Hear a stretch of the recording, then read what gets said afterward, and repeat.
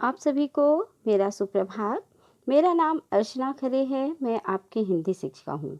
आज मैं आपको आपकी पाठ्य पुस्तक बसंत का पाठ 10 अपूर्व अनुभव इस पाठ के प्रश्नों के उत्तर करवाएंगे।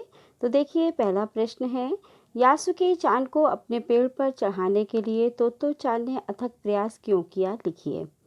उत्तर, यासुकी चांद को पोलियो था, इसलिए वह ना तो किसी पेड़ पर चढ़ पाता था और ना किसी पेड़ को निजी संपत्ति मानता था।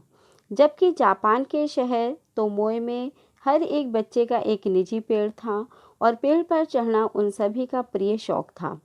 तोतो चांद जानती थी कि यासुकी चांद भी अन्य बच्चों की तरह पेड़ पर चढ़ना चाहता था।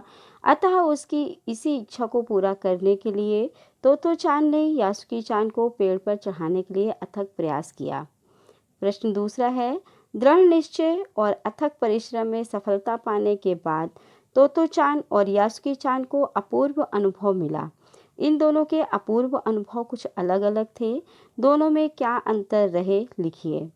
तो देखिए, सबसे पहले तोतो चांद का अनुभव। तोतो चांद स्वयं तो रोज ही अपने निजी पेड़ पर चढ़ती थी और खुश होती थी, परंतु आज पोलियो से ग्रस्त अपने मित्र यासुकी चांद को पेड़ की द्विशाखा तक पहुंचाने में उसे प्रसन्नता के साथ साथ अपूर्व आत्मसंतुष्टि भी प्राप्त हुई। अब देखिए, यासुकी चांद का क्या अनुभव रहा। यासुकी चांद को पेड़ पर चढ़कर अत्यधिक प्रसन्नता हुई। उसके मन की ऐसी इच्छा पूरी हुई जो उसके लिए असंभव थी। उसने पेड़ पर चढ़कर पहली बार दुनिया को निहारा। प्रश्न तीसरा है, पाठ में खोजकर लिखिए। कब सूरज का ताप यासुकी चांद और तोतो चांद पर पड़ रहा था? वे दोनों पसीने से तरबतर हो रहे थे। और कब बादल का एक टुकड़ा उन्हें छाया देकर कड़कती धूप से बचाने लगा था? आपके अनुसार इस प्रकार परिस्थिति के बदलने का कारण क्या हो सकता है? उत्तर, सूरज का ताप उन पर तब पड़ रहा था जब तोतो चांद और यासुकी चांद एक तिपाई सीढ़ी के द्वारा पेड़ की द्विशाखा तक पहुंचने का प्रयास कर रहे थे। बादल का टुकड़ा बीच बीच में छाया करके उस समय उन्हें कड़कती धूप से बचा रहा था, जब तोतो चांद अपनी पूरी ताकत से यासुकी चांद को पेड़ पर ऊपर की ओर खींच रही थी। इस प्रकार परिस्थिति बदलने का कारण मेरे अनुसार दोनों मित्रों के प्रति प्रकृति की सहृदयता और कोमलता थी। प्रकृति भी चाहती थी कि दोनों बच्चे अपने अपने प्रयास में सफल हों। प्रश्न चौथा, यासुकी चांद के लिए पेड़ पर चढ़ने का यह अंतिम मौका था। इस अधूरे वाक्य को पूरा कीजिए और लिखकर बताइए कि लेखिका ने ऐसा क्यों लिखा होगा। उत्तर, लेखिका ने ऐसा इसलिए लिखा होगा क्योंकि एक तो यासुकी चांद पोलियो से पीड़ित था और वह स्वयं पेड़ पर चढ़ने में असमर्थ था।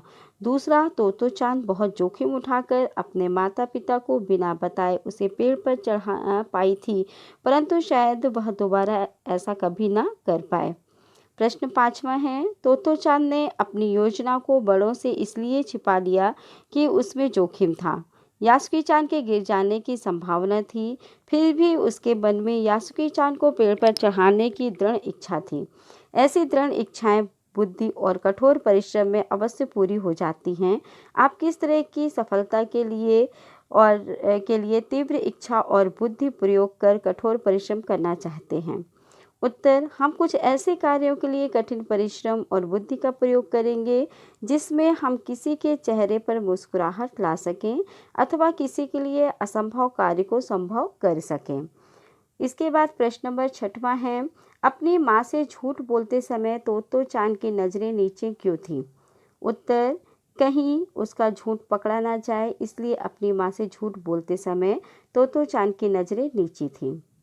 7वां नंबर देखिए, यासुकी चांद जैसे शारीरिक चुनौतियों से गुजरने वाले व्यक्तियों के लिए चढ़ने उतरने की सुविधाएं हर जगह नहीं होती, लेकिन कुछ जगहों पर ऐसी सुविधाएं दिखाई देती हैं। उन सुविधा वाली जगहों की सूची बनाइए। उत्तर है, निजी और सरकारी अस्पतालों, बस अड्डों, रेलवे स्टेशन, विमानतलों, शॉपिंग मॉलों व मेट्रो रेल जैसे स्थानों में शारीरिक चुनौतियों से गुजरने वाले व्यक्तियों के लिए चढ़ने उतरने के लिए विशेष रैंप और लिफ्ट की सुविधाएं दी जाती हैं। इसके बाद देखिए, भाषा की बात। द्विशाखा शब्द द्वि और शाखा के योग से बना है। द्वि का अर्थ होता है दो और शाखा का अर्थ होता है डाल।